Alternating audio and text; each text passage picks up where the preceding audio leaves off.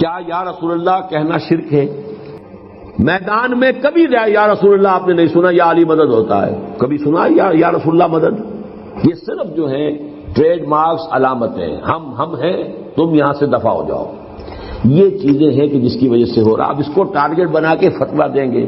اب یا رسول اللہ ایک اس معنی میں کہا جا سکتا ہے جیسے کہ اقبال جو ہے خطاب کر رہا ہے ہمالیہ سے، اے ہمالیہ اے فصیل کشور ہندوستان. تو کیا ہمالیہ زندہ ہے؟ کیا ہمالیہ سن رہا ہے؟ کیا ہمالیہ تمہاری بات کا جواب دے گا؟ ایک استعارہ ہے. اس طرح کے استعارے میں ہمارے کچھ بہت سے جو نعت خواں اور جو بھی پرانے بزرگ بھی تھے انہوں نے بھی اس طرح سے انداز کر لیا. اے خاصان رسول وقت دعا ہے، امت پہ تیری آنکھیں جب. اب یہ استعاراتی انداز ہے، اس کو اس حوالے سے ہم شرک نہیں کہیں گے.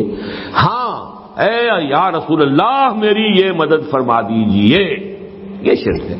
یہ میں پہلے کہہ چکا ہوں، دوبارہ کہلوانے کی ضرورت کیا آپ کو محسوس ہوئی؟ وہ چاہے نبی ہو، رسول ہو، ولی ہو، کوئی ہو. ہاں غیب میں جو بھی ہے مدد اللہ سے مانگو. اللہ کسی ولی کے ذریعے پوری کرا دے، یہ بھی نوٹ کر لیجئے. کسی فرشتے کو بھیج دے کہ اس کی کار خراب ہوئی ہوئی ہے، ٹھیک کر دو جا کے، تو مجھے کیا اعتراض ہے؟ فرشتے کو بھیج دے. اچھا وہ شیخ عبد القادر جیلانی کی روح کو بھیج دے تو مجھے کیا اعتراض ہے؟ میری کار ٹھیک ہونی چاہیے، چلنی چاہیے، میں تو اس سے مانگ رہا ہوں، وہ کسی کو بھیج دے. اچھا کسی کو نہ بھیجے، اسے اختیار ہے، بغیر کسی کو بھیجے وہ گاڑی دوں گی تو ٹھیک ہو جائے. تو یہ اس کی پریروگیٹو ہے، اس کا فیصلہ ہے، وہ اس پر چھوڑیے. آپ مانگیے صرف اللہ سے، پکاریے اللہ کو.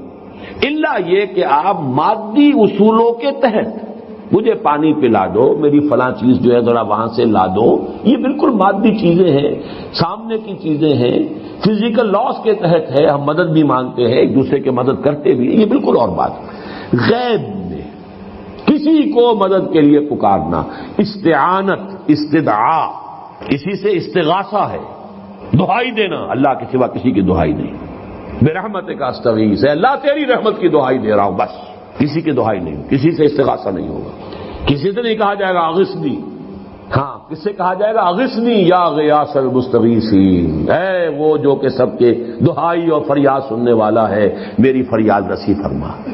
پکارو اللہ کو، فریاد کرو اس سے، استدعاء کرو اس سے، استمداد کرو اس سے، استعانت کرو اس سے. ایاک نعبد و ایاک نستعین کا لازمی تقاضا ہے.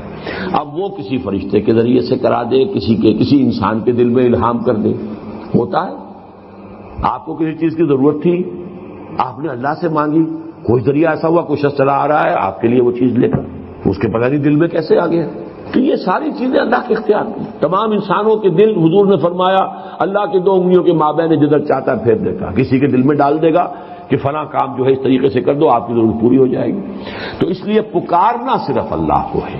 دعا، استدعاء، استمداد، استعانت، استغاثہ، یہ سارے باب استفعال جمع کر لیجئے، یہ سب اللہ کے لیے. باقی یہ ہے کہ یہ علامتی یا استعاراتی انداز میں استعمال کر لیا جائے تو ان چیزوں کو جو ہے وہ آپ ذرا نظر انداز کریں. ان کے اوپر مورچے لگا کر اور ان پہ فتوے کے تیر اور نشانہ بازی کرنا جو ہے وہ اچھا نہیں ہے. اس سے حاصل کچھ نہیں، نقصان زیادہ ہو جاتا ہے.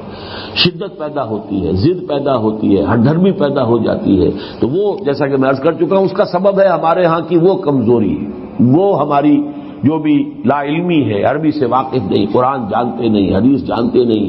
عام آدمی ہے وہ مولوی کو جانتا ہے کہ یہی جانتا ہے، اس نے قرآن پڑھا ہے، اس نے حدیث پڑھی ہے، وہ جو کچھ کہتا ہے اس کے مطابق کر رہا ہے. اب اس کا تو جو ہے کہ اندھیروں کو دور کرنے کے لیے روشنی کی ضرورت ہے. قرآن اور سنت کے علم کو زیادہ سے زیادہ عام کیا جائے، فتووں سے بچا جائے.